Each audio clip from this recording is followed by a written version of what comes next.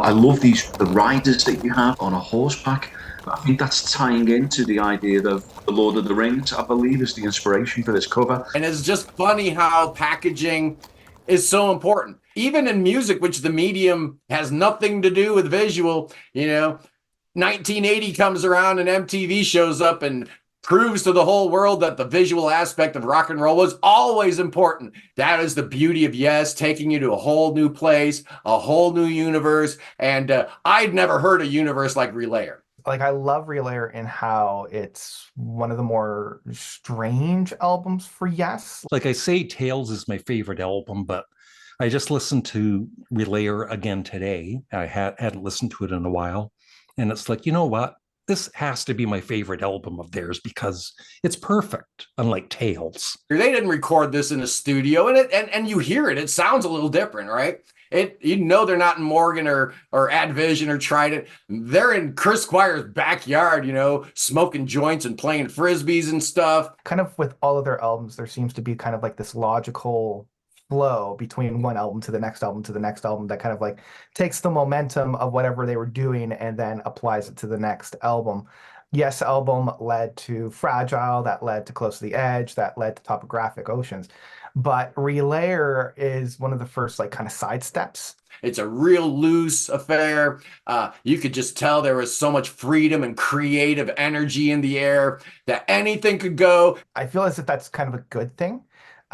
Because it's much more aggressive. It's a lot more like almost jazzy in its approach. They never made an album like Relayer, and they never have since. I don't think anyone ever could. These guys were quite insular. They were rich millionaires flying around in private jets. I mean, Steve Howe would put his ES 175 in a first class seat all his own. I mean, this is just insanity what was going on here. And Tales from Topographic Oceans really kind of epitomized the excess of prog rock. And I don't think they were completely deaf to the criticisms of it. I mean, obviously, they started touring Tales. They were playing all four sides of it. By the time the tour ended, they were just playing sides 1 and 4. So clearly they knew there was a little bit of resistance to that form of Yes.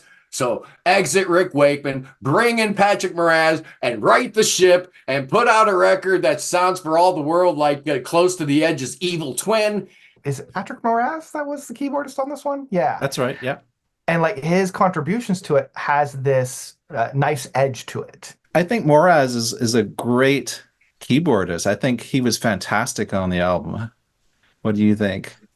Absolutely. I do feel in some ways he certainly equals what Wakeman did. And, it's structured just like Close to the Edge, where you got the awesome, amazing masterpiece that is the sidelong epic, and then 2 songs on side 2, which are just incredible. So, Yes fans knew the format. They were familiar with it. They were comfortable with it. And, they just took what Close to the Edge was all about and just added a bunch of jazz fusion and noise. And this whole concept of war begets war, fighting begets fighting, and violence begets violence. And that final suite of Soon kind of tying it all back together. I love it. It's one of their like most strange albums to me, and I love returning to it because it's definitely an experimental album. Unlike Close to the Edge, I do feel as if the second side is a little bit weaker, whereas Close to the Edge, I feel like both sides are equally good. Gates of Delirium, one of the greatest epics of all time. I probably prefer Close to the Edge, but then you get to side 2, man, and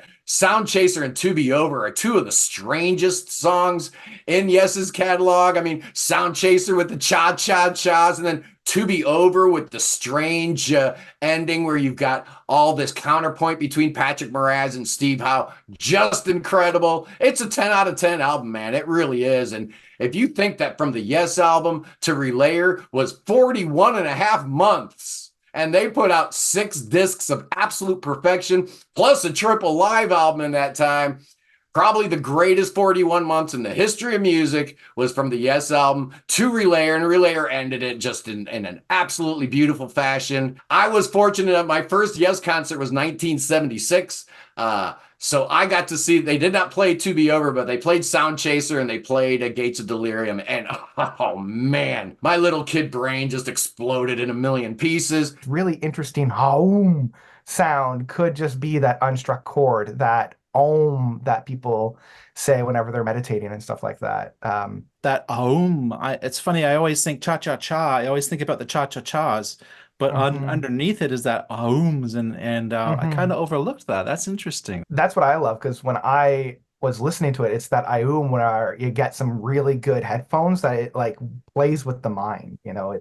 That's where I love that experimentation. You look at the 70s and there was just such a spirit and an aura where a band like Yes could do anything they wanted to do and the label would be fine because they knew, hey, these guys sell millions of copies. They just put out Tales from Topographic Oceans and it hit number 3 in the US, number 1 in the UK, and it was 4 songs on 4 sides. So I guess we'll be all right with Relayer. I mean, there was very little input from Atlantic about what this band was doing at this point in time, and it shows. It stands on its own as a great testament to why Yes is one of the only things I can find in this universe as far as evidence that there is a God, and absolutely Relayer just confirms that to me.